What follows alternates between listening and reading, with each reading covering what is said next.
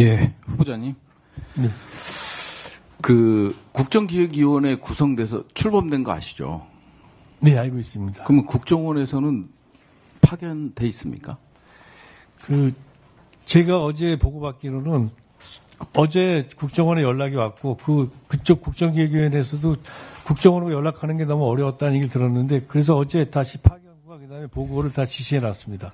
아니 출범 전에 그래도 국정원 분야도 뭐 개혁 분야가 있을 거고 뭐 제도 개선 분야도 있을 거고 그렇지 않습니까? 근데 2번이나 리젝을 당했어요. 파견 전문위원을 추천했다가 2번이나 리젝 당한 걸로 알고 있거든요. 그건 저는 전혀 보고받지 못해서 들어가서 확인해 보겠습니다. 예, 그래서 국정원이 아예 빠져 있다라는 게 저는 이해가 안 되거든요. 그 점 좀 살펴주시길 바라겠습니다. 네. 예. 좀 가벼운 질문 하나 드릴게요. 그 트럼프 대통령 이름 딴 와인 있는 거 아십니까? 트럼프 와인? 들어보셨어요? 못 들어봤습니다. 거기 그럼 오너가 누굴 것 같아요? 트럼프 아니겠습니까? 트럼프 대통령. 그러니까요. 이제 이게 정보 분석의 중요성이잖아요. 네. 트럼프는 술을 마시지 못합니다. 그죠? 그래도 술 회사는 운영할 수 있겠죠. 사업적으로. 네. 네. 제가 왜 이 말씀을 드리냐면요. 트럼프 대통령과 관련돼서 개인 성향을 가지고 미국의 어떤 국가 행위를 분석하지는 않잖아요. 그죠? 네. 뭐 하나의 변수가 될 수는 있지만 그만큼 정보가 요즘은 정말 복잡해졌다. 그죠? 이 트럼프가 트럼프 와이너리를 매입하면서 하버드 부동산 사례 연구에 나올 정도로 상당히 이 와인 하나를 가지고 정보가 상당히 많거든요. 그래서 그런 점에 있어서 그 국정원의 역할, 그 다음에 정보의 중요성, 이런 것들을 좀 상기시켜 드리고 싶어서 좀 말씀을 드렸고요. 정보의 정치화라는 용어를 아시죠? 정보의 정치화. 뭐 아무래도 학자 오래 하셨으니까 결국은 정보의 정치화는 리더십의 의도, 인식에 맞춰서 정보가 왜곡돼서 생산되는 거죠.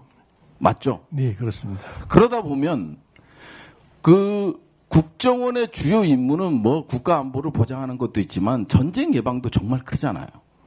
네? 네. 근데 뭐 박근혜 때 우리는 교훈이 있습니다. 뭐 이명박 정부 때 예를 들어서 북한 붕괴론부터 시작해서 박근혜 정부 때 뭐 통일 대박 뭐 이런 것들 해서 대통령이 이런 워딩을 던져 놓으니까 국정원에서 이제 그거에 맞는 정보를 분석하다 보니까 남북 관계도 어그러지고 막 그런 사례들이 있었잖아요. 네. 알고 계시죠? 예, 알고 있습니다. 그러면 뭐 이재명 정부이긴 하지만 이재명 대통령의 인식에 따라서 정보가 생산된다면 결국은 국가 안보를 훼손하겠죠.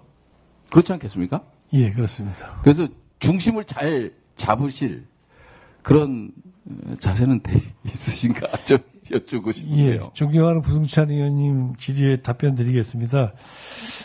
제가 평생 살면서 연구하면서 또 현업에 있으면서 가졌던 모토가 하나 있다면 이제 실사구시, 부위원님도 아시겠습니다만 제가 실사구시를 모토라고 주장을 많이 했는데 제가 이재명 대통령님을 지금도 모시고 있고 또 후보 시절 전부터 알면서 가장 제가 마음에 했던 것 중에 하나가 대통령께서는 실사구시적인 정신, 실용, 이런 걸 갖다 삶의 기초로 해서 지금 특히 이 정치에도 나름대로 적용하고 계시다는 거였습니다. 예. 예, 지금 역대 정부를 보면 대부분이 뭐 박근혜 탄핵 때도 그렇고 그 다음에 이번 윤석열 정부 탄핵 때도 그렇고 이 국정원이 받쳐주지 못했기 때문이라고 보여지거든요.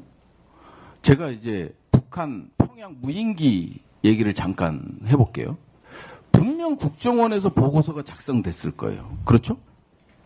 그거는 그렇게 아니, 인달하시긴 어려울 것 같습니다. 예. 질의 답변서에 보니까 대한민국 것이 아니라고 볼 수 없다? 뭐 이런 표현, 애매모호한 표현으로 와 있던데 평양 무인기와 관련돼서 아니 평양의 무인기가 추락이 되고 그리고 날짜가 공개가 되고 그렇죠? 그리고 국방부 훈령을 위반하고 군영법을 위반하고 그다음에 형법을 위반해서 북한에 무인기를 보냈단 말이에요. 그러면 국정원에서 이거와 관련된 분석 보고서가 없다라는 건 이해가 안 될 것 같은데요. 그 정도로 예, 국정원이 허술합니까? 비공개 회의에서 답변 드리겠습니다. 말씀해 주실 거예요? 정말 해 주실 거예요? 비공개 회의에서 네. 답변 드리겠습니다. 예. 그러면 일단 비공개 회의에서 그 답변을 한번 들어보도록 하겠는데요. 정말 모든 법과 절차를 위반해서 북한의 공격을 유도하기 위해서 평양의 무인기를 침투시켰거든요. 그런 점에 대해서가 과연 국정원은 그때 당시 어떤 역할을 했는지 저는 정말 궁금해요. 평양 방송에서도 조선중앙통신에서도 다 나왔고 그때 과연 국정원은 어떤 보고서를 만들어서 리더에게 대통령에게 보고를 했는지 이게 좀 궁금하고요. 지금 국정원의 아까 대공수사권 얘기도 했습니다마는 국내 정치 문제의 개입과 관련된 우려가 있습니다. 그죠? 국정원의 국익정보국이 있죠. 네. 국은 아니고 단 수준에서 있습니다. 단 수준에서요. 네. 예. 그게 이제 불만들이 좀 많아요. 그리고 신원조사센터 있죠. 원래 신원조사센터가 문재인 정부에도 있었어요.